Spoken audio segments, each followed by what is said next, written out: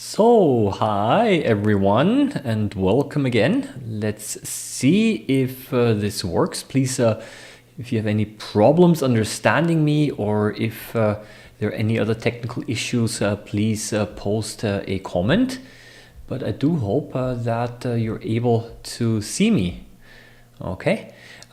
Yeah, welcome again. I'd like to talk today a little bit about polarization microscopy. I'd like to give you a few tips and tricks. So far, so good. Somebody says, hi, hello. Oh, I'm glad, because once I started to talk and there was an audio problem. So great. Yeah, today I'd like to talk about polarization microscopy a little bit. Simple polarization microscopy that pretty much anyone can do for very low cost. And you do not need any special equipment, and I simply would like to show to you how to set it up and a few specimens to look at. So I'll be showing you a couple of crystals on the microscope slide that we can observe using polarized light. Yeah, I'll focus today on crystals, but of course polarization microscopy can be of course used also to look at other things, non-crystalline structures. If you were able to read the comment, for example, here, Micro Music posted that he or she's been using a polarization microscopy also for observing water samples. So yeah, it's quite a nice thing, and because I think it can look quite nice. Okay, so what I'm going to do now is I'm going to give you a little bit of theoretical background first, a little bit of what I'll be doing, and how you can set up your microscope, and then I'll show you how to prepare a couple of samples, specimens. So I've got, for example, this one here is citric acid, vitamin C, and also caffeine. Okay, I've got some caffeine tablets as well, and I'll show you how I prepare those. And then because I know that it's not possible to wait for several hours for the slide to dry and for the crystals to form, for this reason I prepared already today in the morning. And yesterday evening I already prepared some slides, and I've been growing some crystals here, and we can look at those. I have to tell you, I'm not quite happy with the result. Okay, it worked, right? But they don't quite look as nice as I hoped them to look like. And for this reason, I'm also going to show you some videos of the best videos and the best pictures that I've made. Yeah, yes, caffeine. Yeah, so I'm going to start off first a little bit because many of you, or some of you who have a microscope, would be interested in converting it to polarization microscopy. And I want to talk about this first. Okay, so I'm going to clear everything off and I'll show you what you have to do. Okay, so let's remove everything here. I prepared a little lamp here. Okay, it does have different colors. You're not able to see this, I think. It doesn't matter, we'll leave it at light.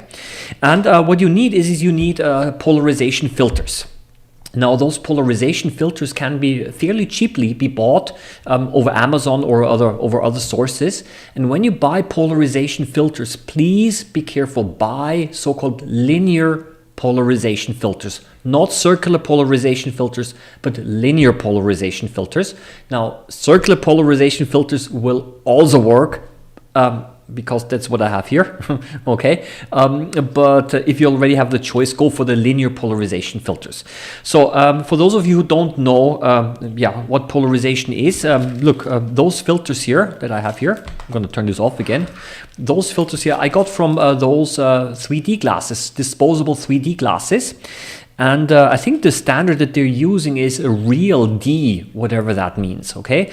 But if you buy polarization filters, I would recommend that you do not buy 3D glasses and get the polarization filters out. I would say just buy linear polarization filters. Okay, usually they come in sizes 10 centimeters by 10 centimeters in sheets, and you can cut them apart.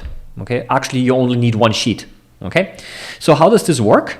By the way, some of you might be into photography, and there are also polarization filters for cameras. Okay, so you can mount them in front of the camera, but these are circular polarization filters in many cases. Yeah, so please, if possible, linear, and I will show you why. Okay, so polarization filters, they look gray in nature. Okay, they kind of look grayish, and what they do is the following, and here I'm going to try to keep it simple. Light which comes from a light source has the light rays going in different planes. Okay, so some photons, some light particles go like this, have a plane like this, others like this, others like this, in millions of different directions.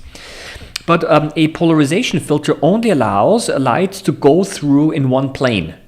Okay, so let's say that when you have now a second polarization filter over it, and when it is properly aligned, then it will allow the light to go through, otherwise it won't. Okay, and I'm going to show this to you now. And these here are not linear polarization filters, these are circular polarization filters, and I'm going to show you now the disadvantage. Because, so what you do is when you rotate this, you're going to see that light will go through. Okay, so the orientation is wrong. So I'm going to try it like this. Yeah, it's a little bit darker, but I have to kind of find an orientation. See, now this is in this position, the light is completely blocked, and that's what we want. Okay. And you see, in this case, because these are circular polarization filters, also the orientation of the filter matters, okay? And that's not so cool. I mean, it works, you know, but if you get linear polarization filters, it's going to be much easier to find the orientation, okay? Yeah. So what you want is the following. You want to have, therefore, two filters, and they should be in a so-called in a crossed position, okay? So let's say that here the light is only allowed to go through on this plane, and then when the filter is crossed, then this light is blocked, okay? This is basically the crossed position that we want. And now look what happens when I take some crystals. I've got some crystals here, grown on a slide. This is, by the way, it's vitamin C. And when I put it between it, you can see that the crystals start to shine. As a matter of fact, you cannot see it here, but actually they're sometimes even quite colorful. Okay, and under the microscope, they can look really nice. Okay, so this is kind of what we want. And in order to do that, what you need to do is you need to place one on the microscope stage. You place the polarization filter. Okay, then you place the slide over it, and in the crossed position directly over it you put the second one, and then you have the objective on top.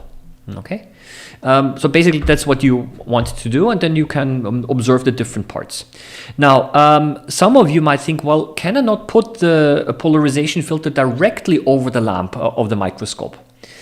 This is possible, but it has a disadvantage. This polarized light has to pass through now also the condenser. This might depolarize the light. So you try it out, please, by all means. It's more convenient probably, but you probably are going to get the better result if you have it kind of directly beneath the slide. Yeah. So that's basically the thing. I'm going to show you over here as well. I have got here this one over here. Yeah. You see, I also have, by turning this, I have to turn. Yeah. And then I can also put it into position where it is crossed, and then I can look at the specimen. Yeah, so this is kind of the idea. What I have done is I did indeed place this filter directly over the lamp, and then I was able to turn it, and this kind of worked, right? But then again, I got better results by placing it directly over it like this. Yeah. Generally, you do not have to worry so much about the so-called working distance, the distance between the objective and the slide, because we will be working with very low magnifications, maybe with a 4 times objective, maximum maybe the 10 times objective. So there is quite a bit of a distance between the filter and the objective, okay? So, you know what? I could actually, I'll show you later, okay? So this is basically the setup that you want. What I've already done also, I've made a video some time ago. I kind of made myself a 3D printed system which allows me to rotate this more easily.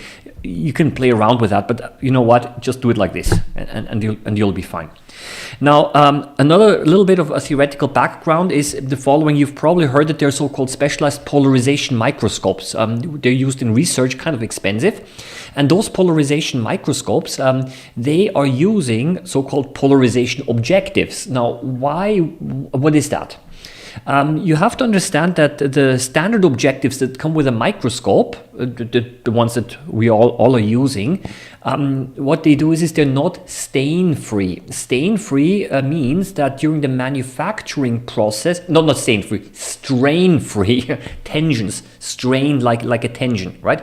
when they made those objectives, when the lenses were molten glass, and then when you cool it, then there are strains, tensions inside the lenses, inside the glass. And those strains, they also depolarize the light. And polarization microscopes, they have objectives that are strain-free. So they don't have tensions inside the lenses, and therefore the light, the polarization of the light is not messed up, so to say. Yeah. This makes those objectives more expensive, but the non-strain-free objectives that we are all using, they also work. Okay, but the only difference is that if you put it into the crossed position, okay, it might not be completely dark on all places. It doesn't matter. It's not gonna disturb, right? But for research purposes, when you have to actually do measurements, then it can be a problem. But for all practical purposes, you do not need those strain-free objectives, and you'll have problems getting them anyway because only a few companies make them. Now, another thing before we actually go into the practical part is the question now, okay, why do I have to put this filter directly over the specimen? Why can I not put it, let's say, over the eyepiece, okay, and then look through it? Wouldn't this also work? I don't know, maybe you want to cut out a little ring, a little ring here, and then tape it over the eyepiece and then look through the eyepiece, and then you can also do polarization microscopy. I tried that and it's not going to work. And the interesting thing is, the reason is the following, because the polarized light here goes through the objective. Okay, we talked about that. It might not be strain-free, it's going to mess up the polarization a little bit maybe, but it also has to go through the prisms of the microscope heads, because the light is split up into two parts for the left and the right eye. And there are optics in there. And those prisms depolarize the light. So you're going to lose the effect. So I'm just saying, in case you're surprised, if you want to put it over the eyepiece and you do not see the effect, well, that's because the light has become again depolarized. Okay, just I'm just sharing a little bit of experience here now with you. Okay, so that's basically what we'll be doing.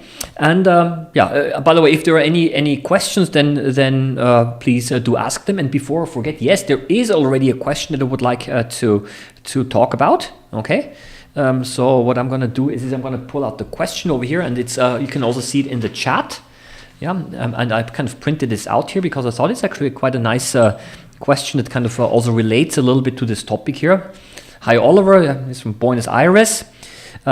I was looking forward to watching this episode. Thank you very much. Unfortunately, I'll have to watch it later. The video will be online, of course.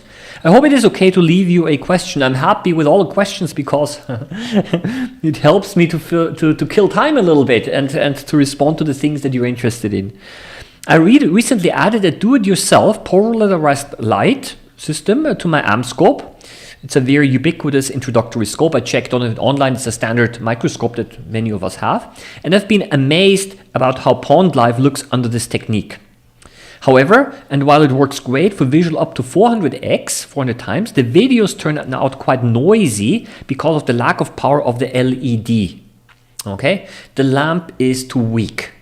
Okay, is it possible or advisable to change the original LED to a more powerful one? I do not want to replace the entire scope since I'm happy with it. Thanks a lot for all your content. It's wonderful and unique in the world of amateur microscopy. Okay, you didn't see the last sentence here. Okay, thank you very much for the comment. So I'm going to quickly respond to this. First of all, the thing is, as you've seen here, is when you put a polarization filter over the lamp, you might not see it here because of the way that the camera now works. But it takes away light. I mean, you see it over here. You see it's darker, okay? It takes away light because it only allows light in one polarization plane to go through. And then you're adding the specimen, and then you're adding crossed polarized filters over here, which takes again light away.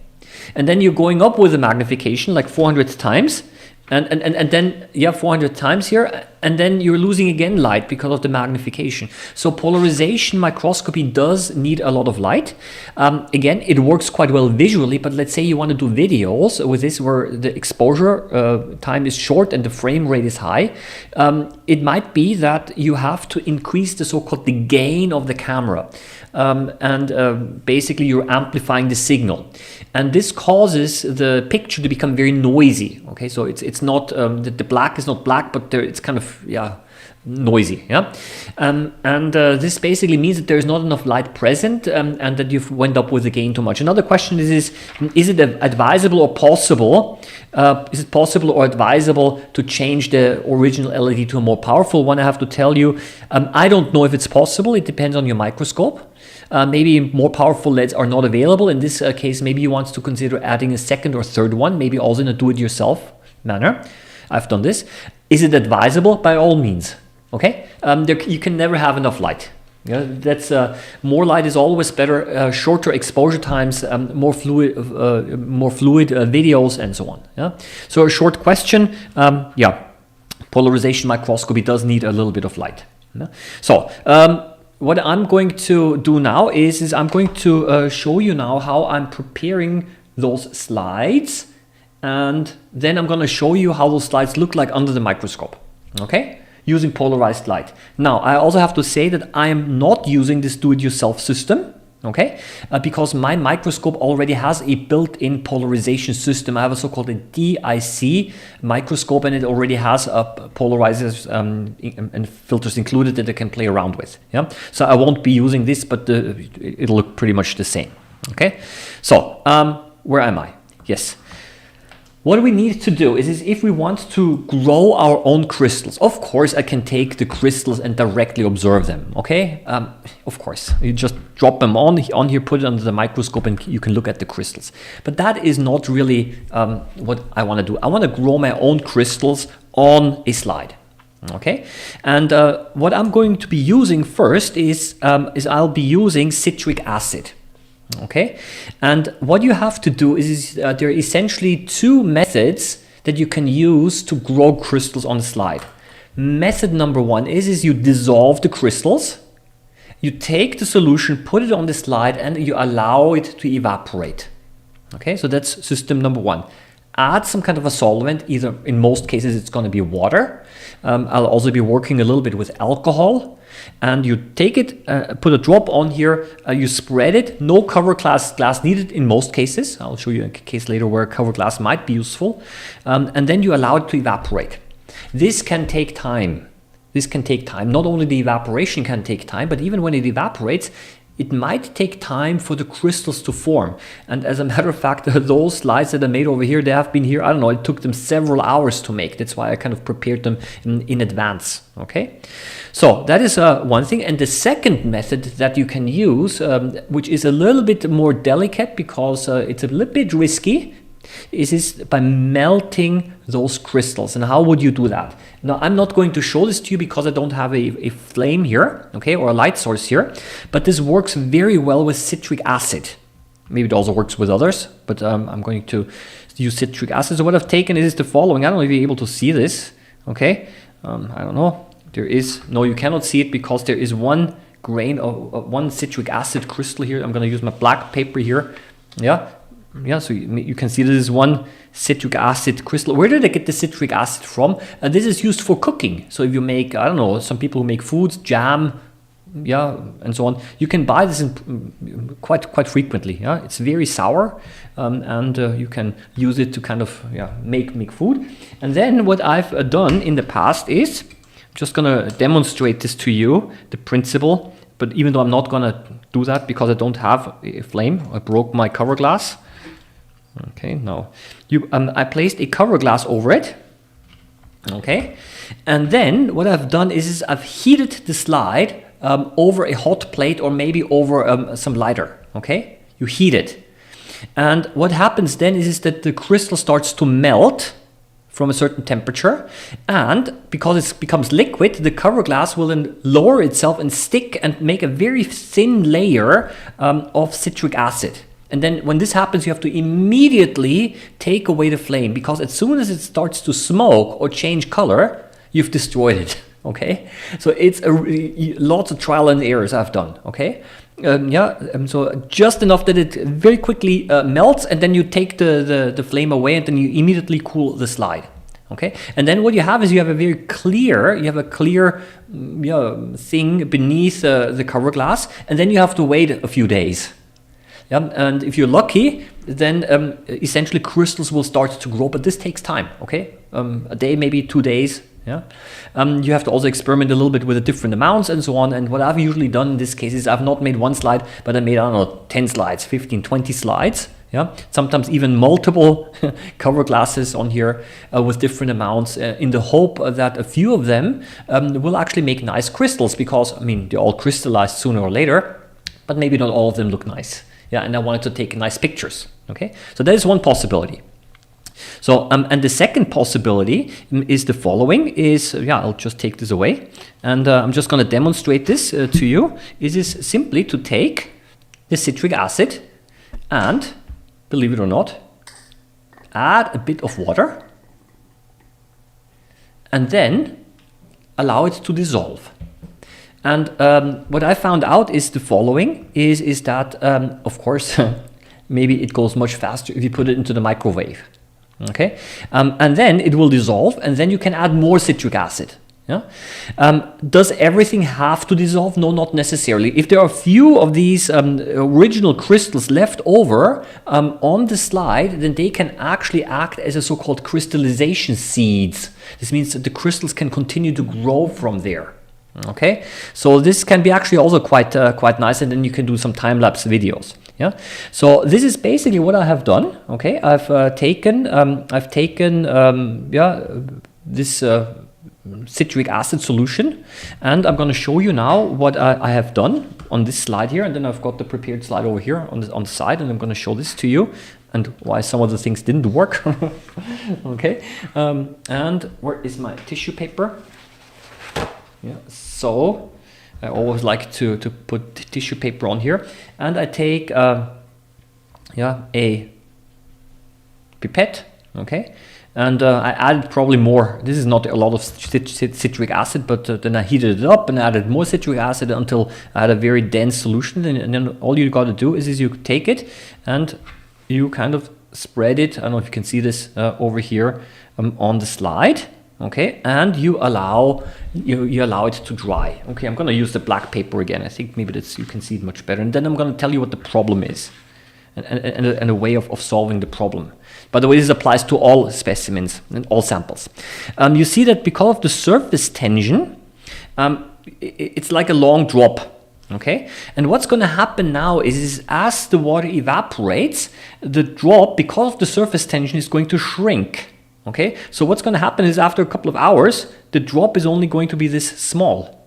Yeah, because the water likes to pull together because of the surface tension. Okay, and then you have a very concentrated spot here, and sometimes it's so concentrated that the crystals start growing up vertically into the air. Okay, or become very thick. And yeah, then you have crystals, but they don't quite look as nice. What you want to have is you want to have very thin crystals that are very flat on the surface of the slide. Okay, so this is a problem, is the surface tension, where the water drop kind of starts to pull together as the water starts to evaporate. Okay, and one way and there are two ways that you can now try to reduce this effect. But I'll first answer a few questions here. Okay. Yeah, good evening. I find that after evaporation, the crystals only form around the edges and is not evenly spread. I will talk about this as well. Yeah, that's actually also a good point. Melting point of citric acid, 156 degrees. Okay, thank you very much. 156 degrees, okay? And that's where it melts. Maybe a little bit warmer so that it melts, but if you make it too hot, it starts to smoke and it turns yellowish. I think it starts to caramelize. It won't crystallize anymore. You've destroyed the molecules, okay? So, two ways on how you can overcome the surface tension problem, okay? One possibility is the following, is by adding a little bit of alcohol, okay? This helps a little bit. I'm not saying that this is a solution that always works. I'm just gonna do it the very cheap way. I'm just gonna dump it away, okay? And I'm going to use a new tissue paper. I'm gonna show you now how this whole thing responds. Up, now I also spilled it. It doesn't matter, not so much. That's why you don't want to use too much liquid. Okay, still some here. So let's have a look. I'm going to add now here a little bit of alcohol, just standard, I don't know, rubbing alcohol. Yeah, and sometimes a few drops are enough. Okay, and this breaks the surface tension in such a way again, I should maybe use the black paper. Okay, that you can see now that it spreads much better. Okay, and I found that as it evaporates, this will actually form thinner crystals, obviously, because the liquid stays kind of flat and does not pull together, right? And you also have crystals then on a larger area of crystals. Sometimes, however, I have also seen that, well, the alcohol, of course, evaporates first because it's more volatile, and the remaining water then again pulls together and forms a drop. I've also experienced this. So you see, I suggest that you experiment around with different amounts of water and alcohol, and maybe some of the substances, like caffeine, will only dissolve in alcohol very well. Okay, I've also done citric acid and dissolved it in alcohol. It doesn't dissolve very well, but it also works. Okay, so different alcohol water mixtures is something that you might want to try out. Okay, so adding alcohol is one way of kind of overcoming the surface tension problem. I found a second way that I would like to share with you. Now I've already added the alcohol here, so but I'll use the same, the same solution here, without assuming that this is without alcohol now. Okay, but the principle is the same. You try to make sure that the water goes all the way to the edge of the cover glass. Okay, because what happens then is that the water kind of the edge of the cover glass kind of holds the water and it's not able to pull together. Okay, so this is also a second possibility. Yeah, so it's not possible to pull together because the edges of the water kind of got stuck to the edge of the cover glass, not cover glass, the slide, of course. Yeah, so this is the two possibilities where I would suggest you. How about using a wetting agent or a drop of liquid soap? I also tried that. Okay, why not try it out? However, the concern that I had is that I'm adding certain impurities to the solution, and I'm kind of wondering whether the soap, which does not evaporate but which stays there, does not somehow influence the formation of crystals. But then again, you don't need a lot of soap, because a very small amount of a wetting agent, of a detergent, is able to break the surface tension. So it's quite well possible that this is something that works out. Okay, I have to tell you, I have been doing I've been experimenting a little bit with liquid soap with small amounts, but not a lot. But it's certainly something that it's worth trying out. Okay, because then I just switched over to alcohol and tried different things, and it also kind of made it work. Okay, so these are the things, and now let's have a look at some of the things under the microscope. Okay, so this one over here was the citric acid. Okay, so I'm going to show you now the not so good results of citric acid under the microscope. And then I'm going to show you a couple of videos that I made. I'm going to just put this away again, because otherwise it's pretty messy. So my citric acid ones are over here. First, I'm going to show it to you here. This is where I used a lot of citric acid, and I covered the whole slide, and you see crystals all over the place. Okay, then over here, I started this a little bit too late. I used a very concentrated, almost syrupy, it was as thick as syrup of citric acid, and put it under a cover glass, and then I placed on the side a citric acid crystal as a crystallization seed, and a little bit it started to crystallize on the edges. And over here I basically left it in the open, and I did not add a cover glass. But when you don't add a cover glass, it's kind of thick. Okay, so that's a little bit the problem. Now, there has been a comment now that sometimes the crystals will only form on the side.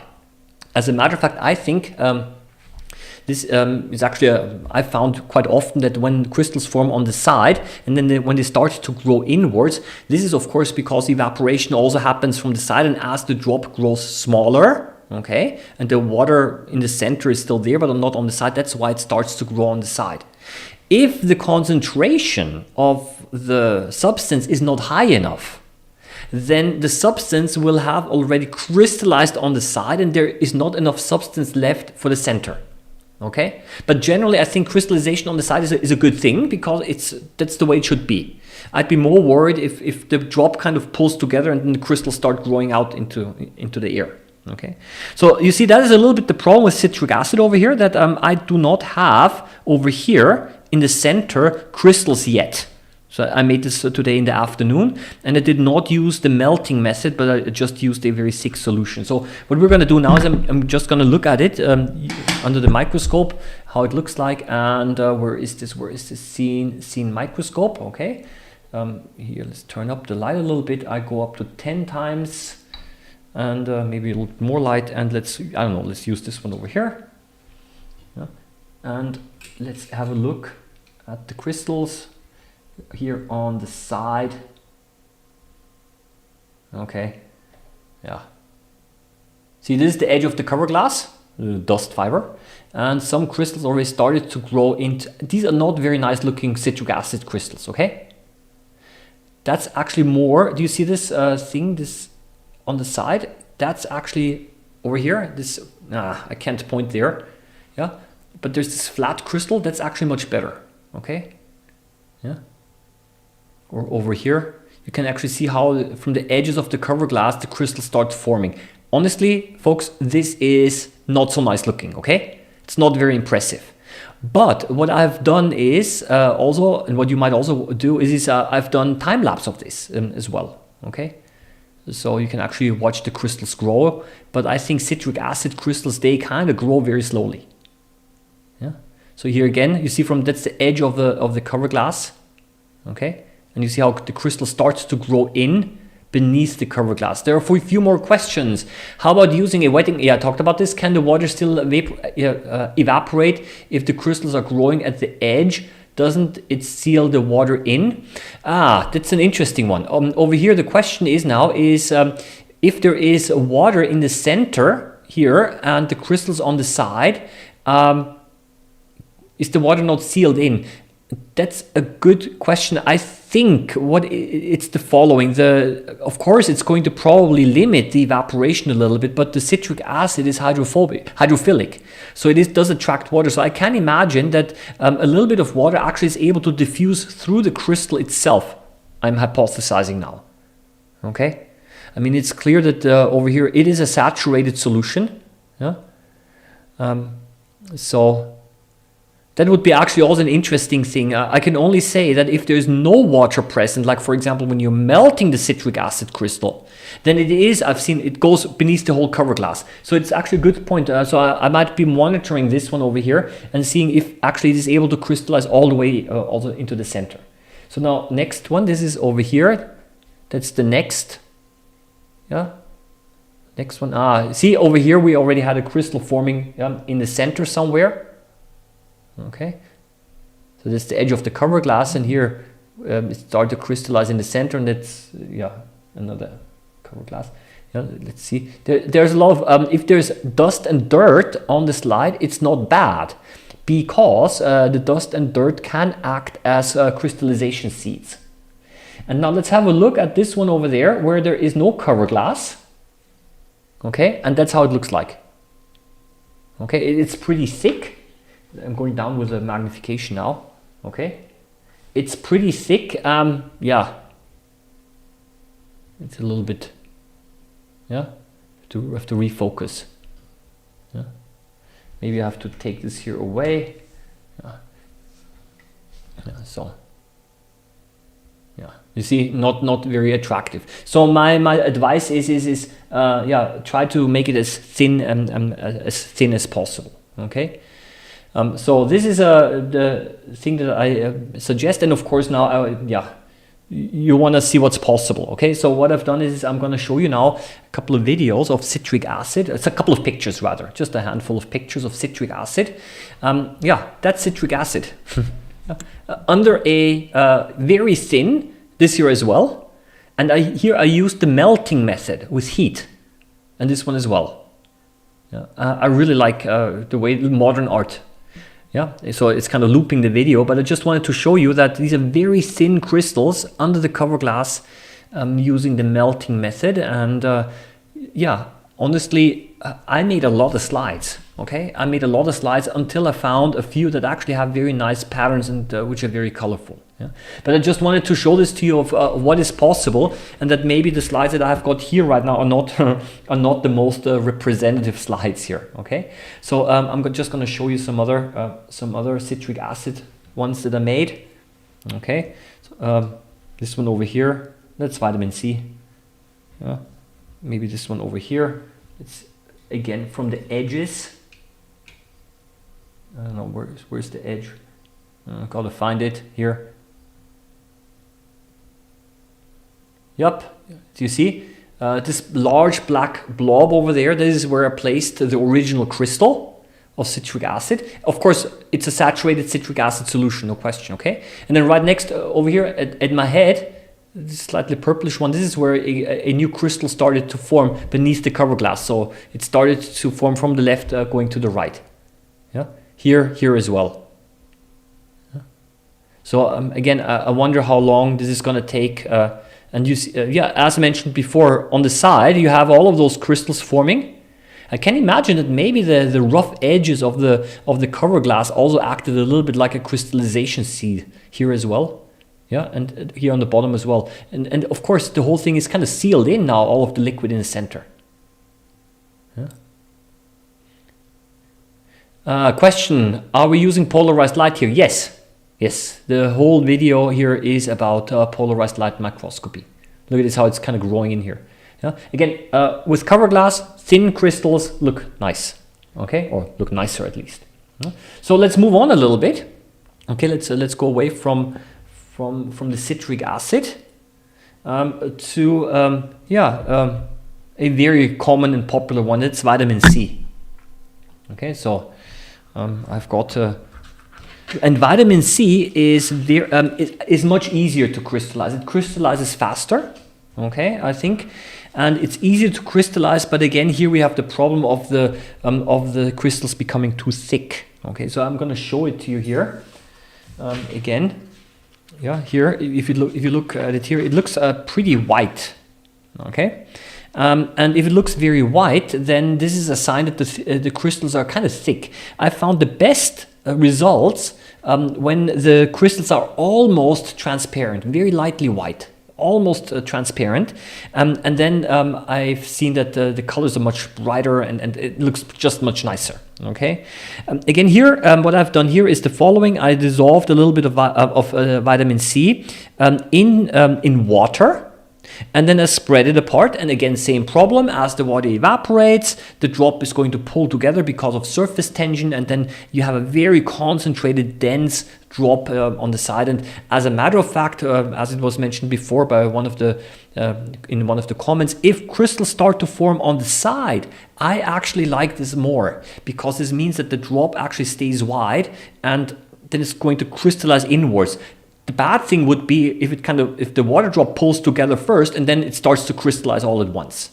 Okay, so again, here we kind of have to spread it apart a little bit, and there are two possibilities here. Of course, you use water, which works quite well, or you use alcohol. Now, vitamin C does not dissolve very well in alcohol, but maybe if you added a few drops of water to the alcohol, then it helps it dissolve, and then this might also work. Okay, so vitamin C, where do you get vitamin C from? Okay, do not use vitamin C tablets or anything like that. Okay, what you need is this pure crystalline vitamin C. Okay, not in tablet form or in kind of dissolvable form that you put into water and then it fizzes and so on. Yeah, forget about it, because it contains so many other things, yeah, filling materials and impurities. It's just pure white powder. Okay. That is basically ascorbic acid, and yeah, that's what I'll be using.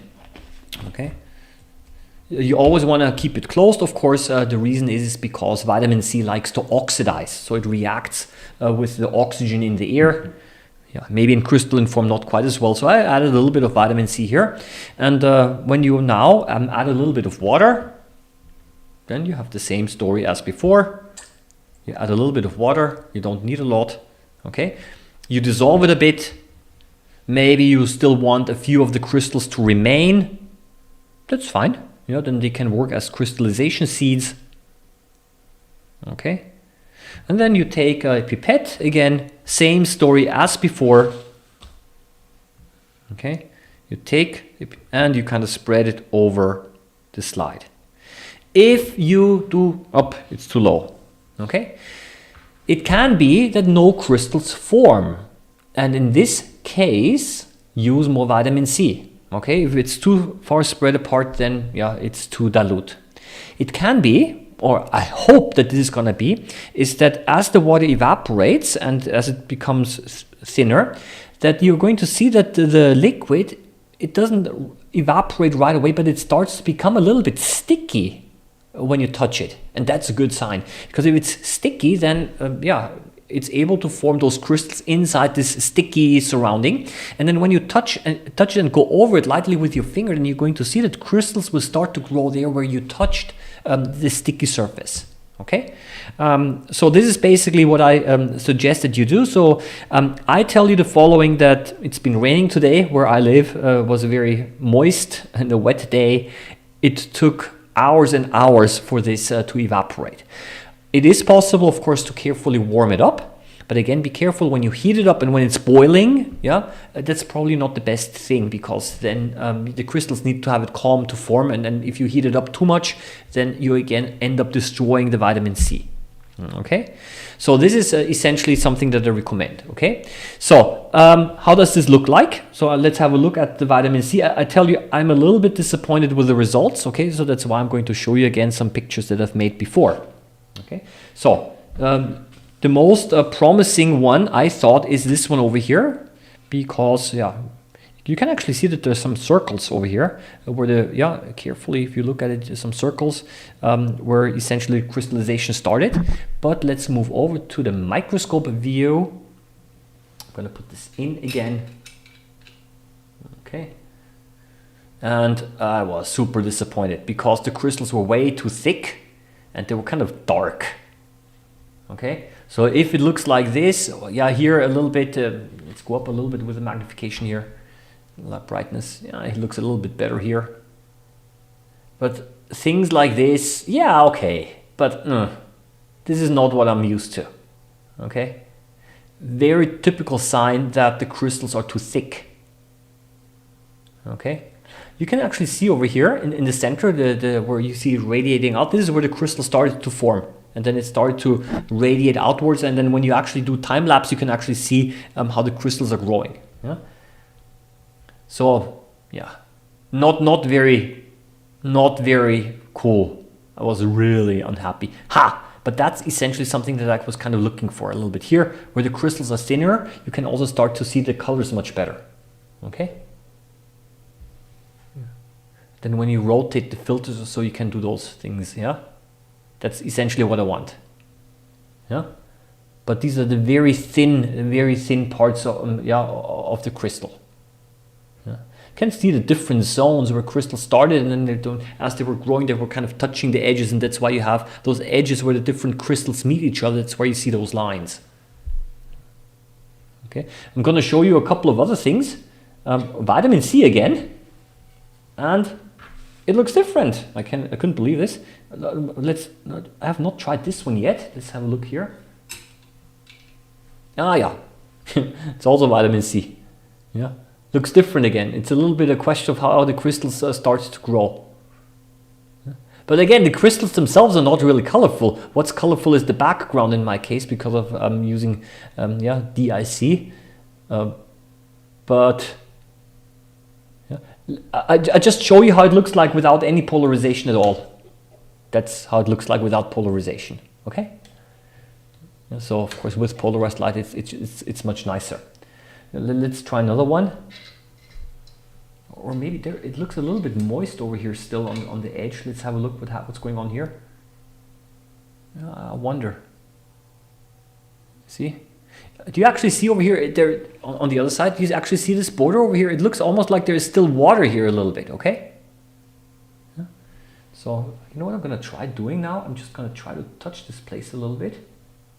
I touch this now. And sometimes when you touch it, what happens is that, I don't know, or maybe there's not enough left. sometimes when you touch this place, the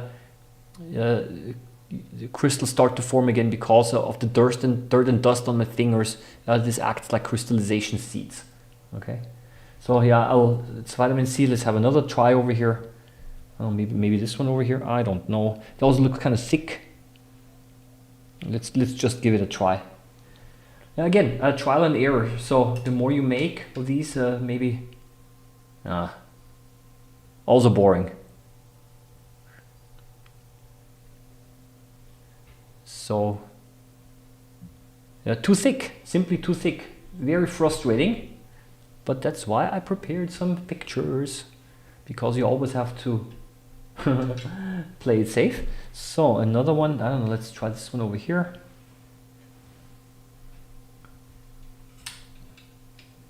Yeah, a bit better, I don't know. Okay, also over here you see that there's the central part where crystallization started. Yeah. Okay, I think I'm just going to show you the videos or the pictures that I made. All vitamin C, but very thin crystals. So vitamin C, that's basically an example here. Okay, so you see again over here where my head is where the crystallization started. Yeah, also here different colors, and those yes, these are all the central parts. Yeah, and when you rotate the polarization filters, then you can also see the colors change. Yeah. And those dots that you see over here, I think these are all kind of impurities, dust and so on, and this is why it kind of modified the crystal a little bit. Yeah. Yeah, potato starch looks good under polarized light. Oh my gosh, I totally forgot about potato starch. Of course, yeah. What you do is the following: please. Now it reminded me. I could have done this as well. You take a potato, you cut open a potato, and you scratch a little bit of the surface of the potato on a slide, and you observe it under polarized light. Okay, it looks beautiful because potato starch grains are crystalline in structure. Okay, the starch is so dense that it's in crystalline, and therefore it's also polarizing. Yeah. So yeah, so this was kind of the vitamin C part. Okay. Same story. You have to experiment around a little bit. And what I found out is that maybe you put it into alcohol mostly and then add a few drops of water. It helps it dissolve a little bit, and this also reduces the surface tension, and then the evaporation is also much faster. Okay. So the last one is caffeine. Here we go. Okay. Same story. You need pure caffeine. Where do you get caffeine from? Where is my little... Here it is. Yeah. I bought these caffeine capsules, okay, simply to do a little bit of polarization work. And yeah, I do not encourage the use of caffeine or any substance, obviously, even if you want to stay awake. But I forgot my scissors. Okay. Normally what you're able to do is you're able to kind of separate it, but it kind of sticks together. So what you have to do is you have to cut it open. The outside, that's gelatin, okay? So we don't need that. And what you do is you cut it open, okay? And the inside here, this powder, okay, is something that you can put out. And this, I think, is not pure caffeine, honestly. Okay, you can throw this away here. It contains also a lot of, I would say, filling substance. And I think in the instruction it says cellulose or something. I don't know. Without my glasses, I cannot read this. There is a lot of stuff in there that's not needed. And then what you do is the following. You add a little bit of alcohol, because caffeine dissolves kind of well in alcohol. And you dissolve it. You can also try it in water. Why not? Okay. And then it's very cloudy. But what's going to happen is the following. You let it stand, and all of the cellulose or the filling material will settle to the ground, and the top part is going to be clear. Okay. And when the top part is clear, then you can also spread it again on a microscope slide, and then you can allow it to evaporate. Yeah, only the top part, the top layer, the clear alcohol layer, which contains the dissolved caffeine. Okay, and for this reason, we're going to have now a look at caffeine under the microscope. Okay, the crystals look again a little bit different, and again I have to tell you, same problem, because I think I used water over here. That sometimes, yeah, the layers are a little bit too thick, or maybe I used a little bit too much caffeine. So I'm going to show you over here. So this is the vitamin C that I was not so happy with. And the caffeine over here under the microscope. Looks like very thin and fine crystals. Almost needle shaped. Let's go up a little bit even with the magnification, okay? Yeah. So those caffeine crystals look very fine and needle shaped. Okay. And you can also see them, of course, grow. And then it's nice also possibility to kind of also see them dissolve a little bit. Actually, I could try that actually. Just realized, you know what I'm going to try? Just show it to you. Why not put a cover glass on top? And let's see if the caffeine is able to dissolve in water. So all I'm doing is I'm going to put this tiny cover glass directly on top of the caffeine. Okay. The cover glass now on top, and then you know what, why not try a little bit of water? Okay, I don't have a container now with water, so what I'm going to do is I'm going to here's one. I'm gonna, yeah, I found a little small dish here, and let's see if the caffeine dissolves in water. So I'm going to now add a drop of water, and capillary action should suck it up beneath. Yeah, it does dissolve. It's a little bit out of focus now. The whole cover glass is now starting to float away. Yeah. Yeah. You see, yeah, there's still some crystals left. It could be that the solution is already saturated. And then what you can do is if you wait longer, yeah, if you wait longer, then you can actually see the crystals grow again. Yeah. It's so. Yeah, it's also something that you can play around with. Right now, I do want to show you again the video that I made of caffeine.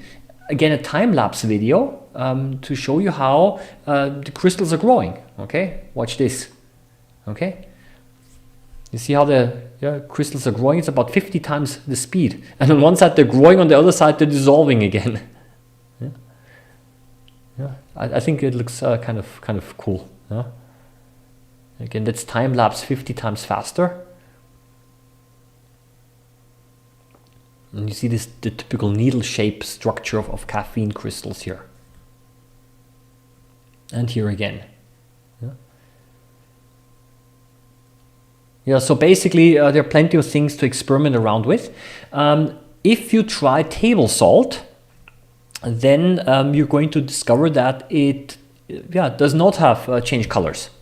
The reason is that not all substances are optically active. Optically active means that they're able to change the direction of the polarized light. So when the polarized light goes through a crystal, then the crystal changes the angle of the polarized light.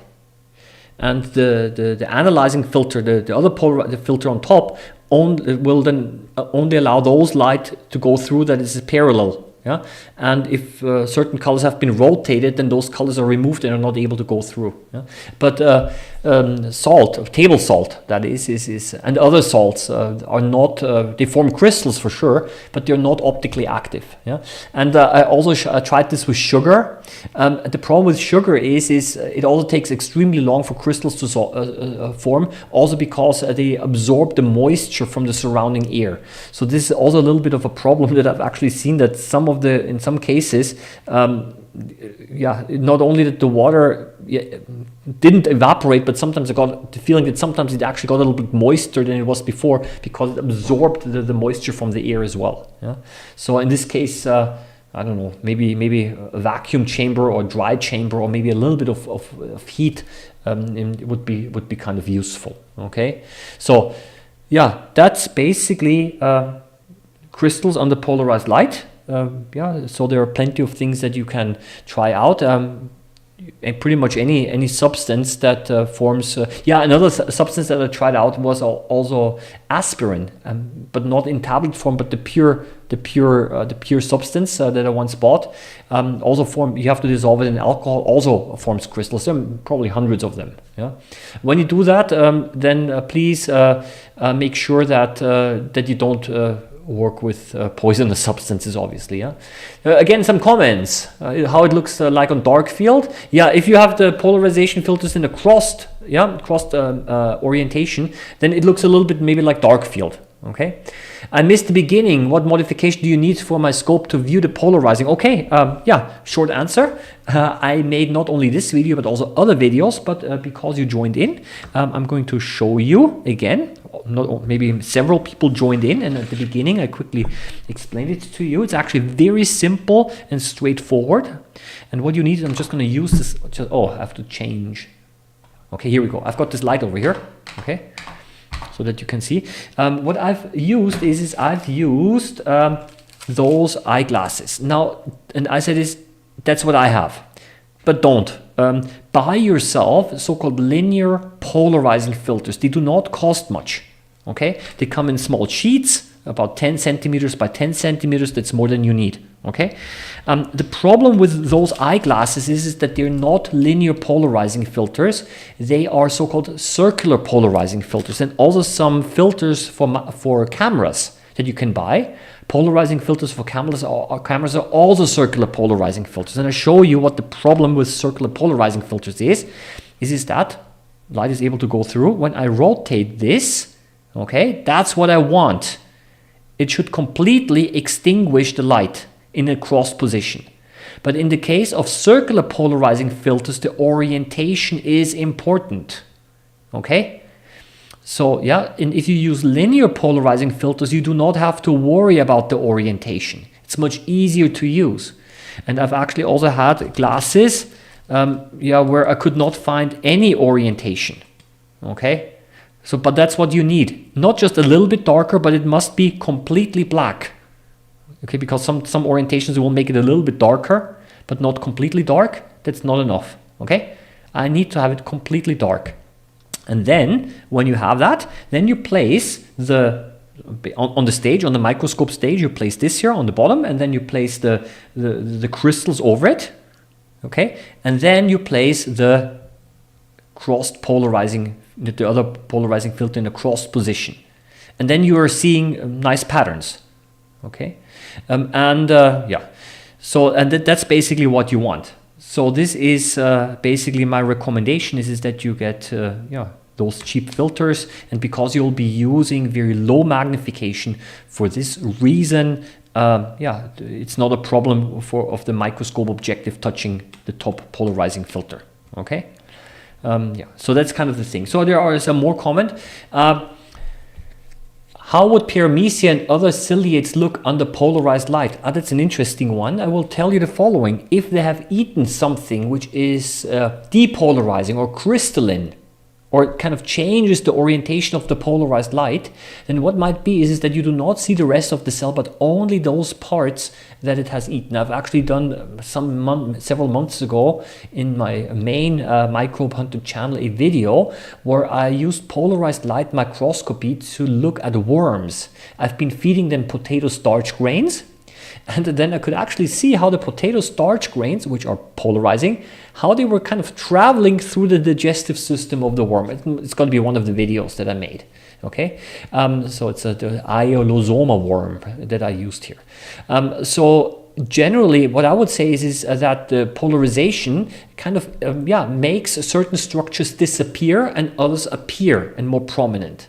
And it makes those structures more prominent that kind of depolarize the light or which are optically active. Yeah, so this could quite well be that you're able then to see certain parts inside the cell shine up and light up that you normally would not see, and maybe you do not see the rest of the cell quite as well. Okay, so in this case, what you do is if you still want to see a little bit of the rest of the cell, is you don't make it completely black, but allow a little bit of light to go through. Kind of find an optimum position here. Okay. So this is yeah, again what I need to say here is the success depends a lot on experimentation. I found out that, you see, I've been making I don't know, crystals now for I don't know, so many times, and today when I made them, or when I started yesterday, it didn't really work very well.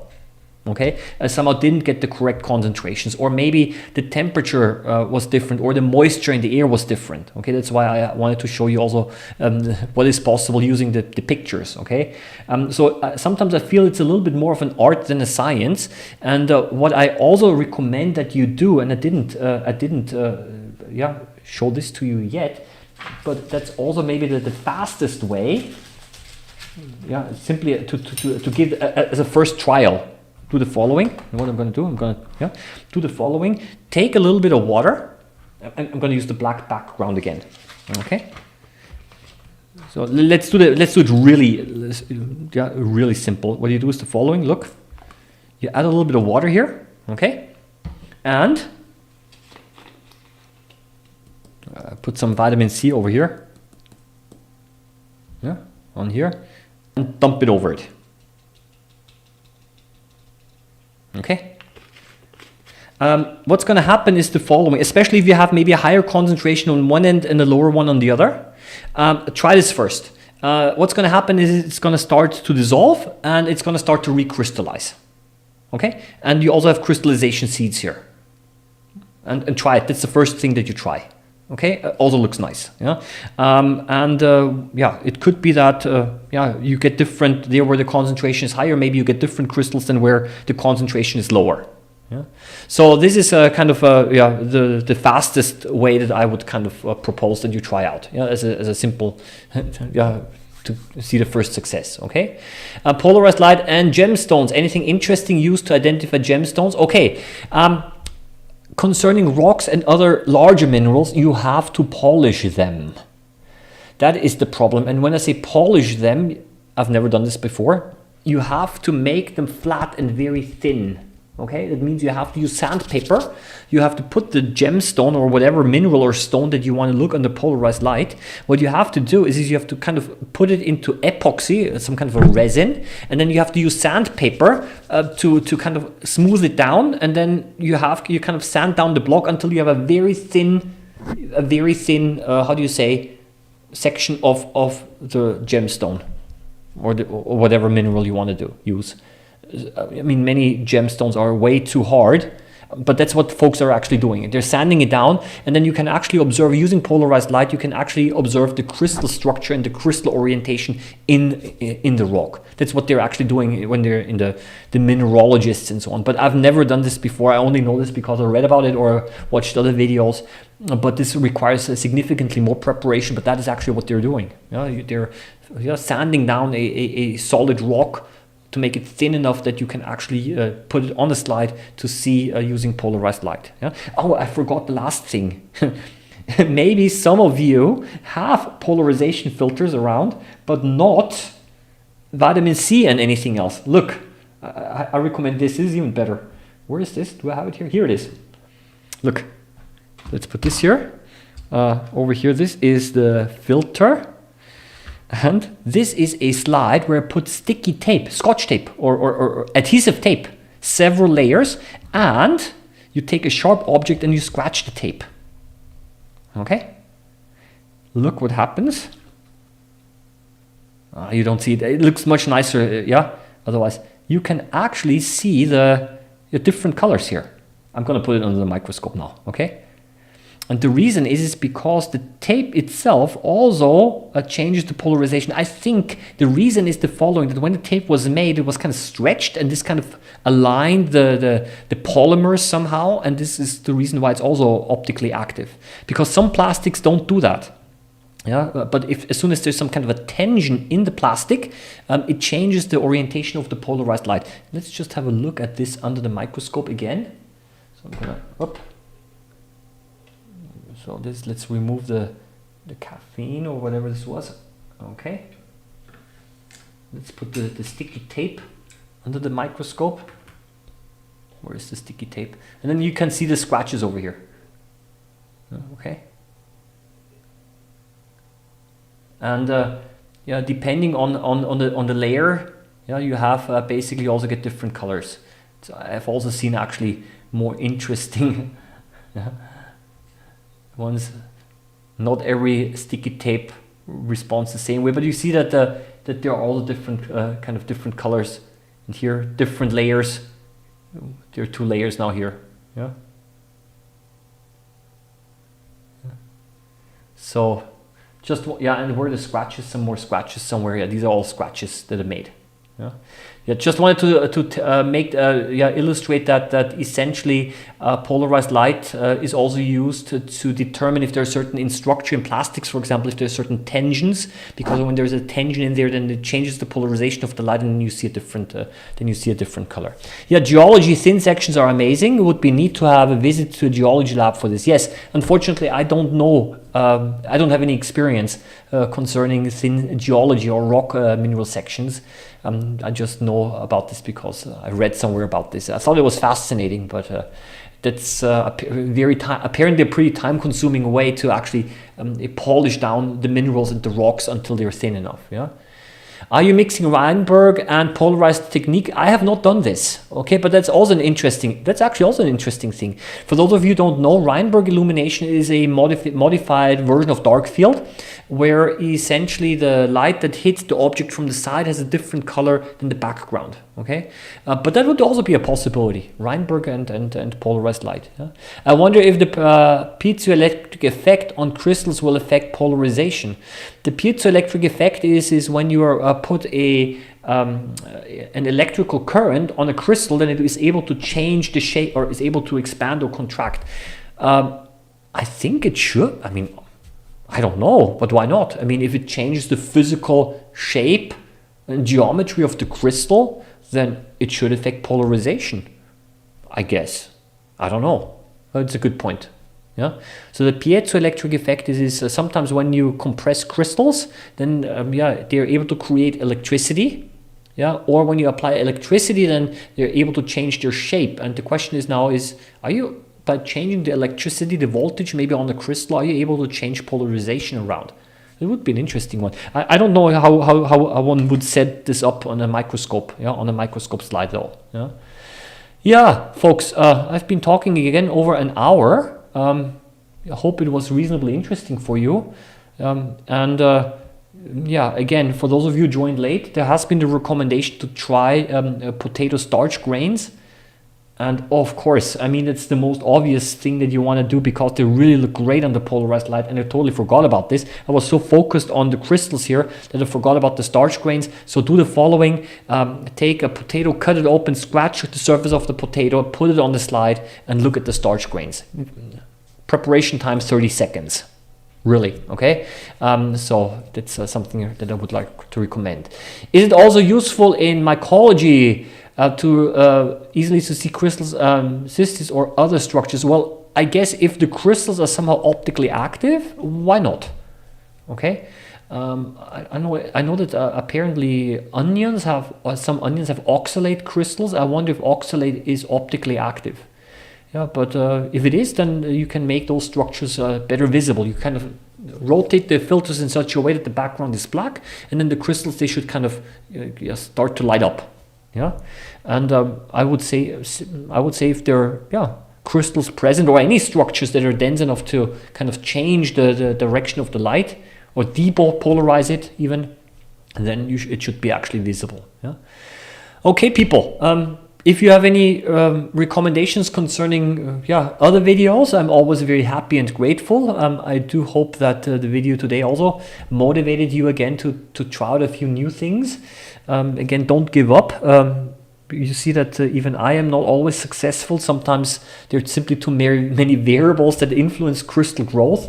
Play around with the concentration, play around with the drying speed by warming it up, play around by adding some alcohol maybe to destroy the surface tension a little bit, or as it was suggested, maybe a little bit of soap, okay? And then, And after you've done all of this, I just wanted to tell you, you can, of course, and should, of course, reuse the slides.